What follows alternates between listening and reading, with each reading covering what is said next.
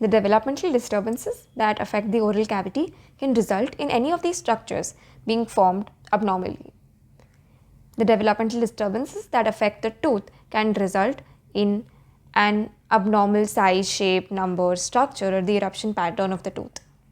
All of these are the developmental anomalies that result in the structure of the tooth that is abnormal. Amelogenesis imperfecta is one of these, and we discuss amelogenesis imperfecta in detail in this video.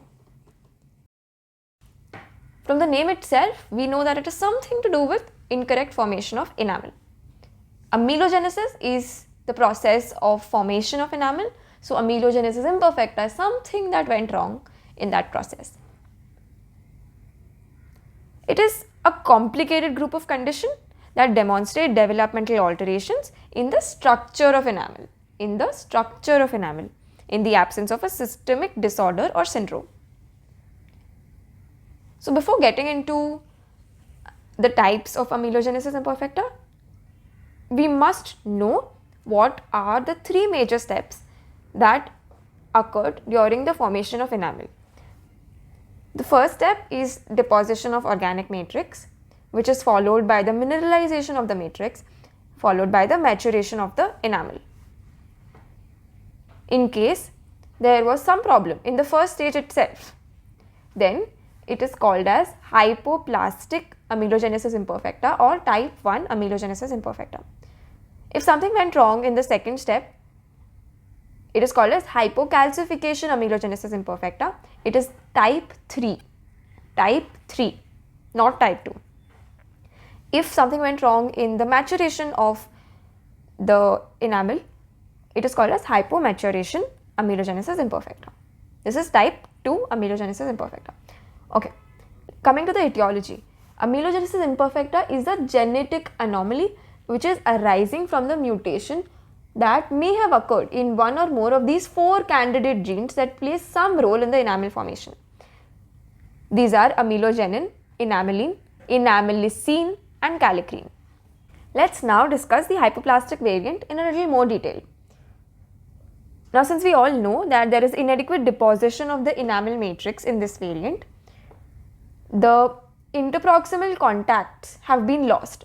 So, there is no interproximal contact between two teeth. They do not have anything adjacent to them that is touching them. So, this leads to a typical picket fence like appearance, as you can see here, which is characteristic in a radiograph when we see the hypoplastic variant. The hypoplastic variant is further divided into 3 categories, that is the generalized, the localized, and the generalized thinning. In the generalized pattern, we see pinpoint to pinhead sized pits which are scattered across the surface of the teeth. So, across all the surfaces of the teeth, you will see these brown pinhead pits. Now, they are mainly seen on the buccal surfaces of the teeth, and these pits are arranged in rows and columns. So, they can be arranged like this on the surface of the teeth. In the localized pattern, the affected teeth demonstrate horizontal rows of pits, a linear depression, or one large area of hypoplastic enamel. So, it is localized to one area. In the generalized thin variant, we see that the enamel is extremely thin with teeth that are shaped like crown preparations and demonstrate open contact points.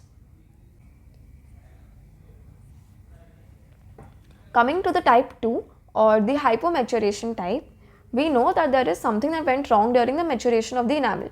So, the quality of the enamel is bad, but the quantity is good. The quantity is normal. So, the quality is bad, and that's the reason you can actually chip off the enamel using a dental explorer or any other dental instrument.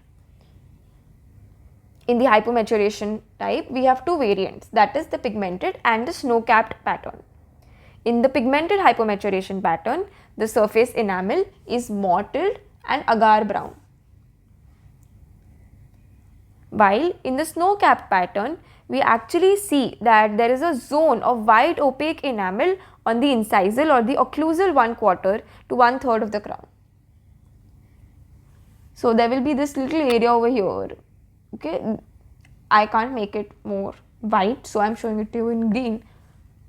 But you know, a little area on the tooth surface is going to be extremely white. It's going to be snow capped. So that's the appearance, that is snow capped hypomaturation pattern.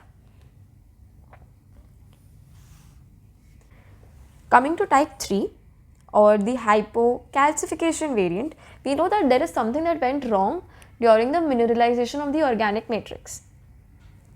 This leads to more severe enamel abnormalities. So when the tooth erupts, it is normal in size and shape, but as it comes to function, you will see that the enamel fractures very fast.